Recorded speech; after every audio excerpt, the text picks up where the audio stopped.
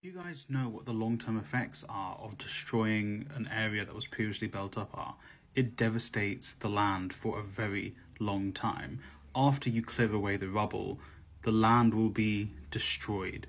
The soil and the land will absorb the materials and the chemicals from the buildings, from the rubble.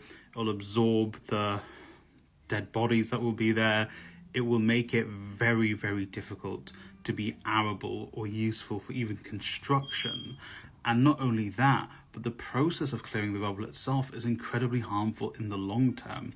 The dust, the chemicals, and the concrete, they genuinely add to the chance of getting cancer. So the people who are going to be clearing the rubble in Gaza, the Palestinians who are going to have to clear out that land, will have to face the chance of an increased risk of cancer, an increased risk of other diseases from inhalation of all of this rubble. The people who are currently living amongst the rubble or trying to pull people out of the rubble are going to face the long-term consequences of Israel's actions. The bombing itself leaves just harmful chemicals in the soil and in the air, which is going to affect the people long term. We saw this even in like 9/11. The first responders that were there had a higher rate of cancer risk because of the fumes, because of the particles of dust, the particles of concrete surrounding them. We had it in areas that were previously devastated in bombing, like in World War II, in places, even places like Dresden or across Japan when they were being firebombed. Even in London, when the Blitz was happening, long-term effects to people's health, long-term effects to the land. So yes, Israel's plan will be to colonize Gaza, but to Israel, they can wait.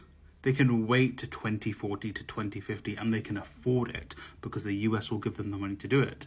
The Palestinians can't wait because they need to live there right now. They need to rebuild it right now. They don't have the money to rebuild it right away.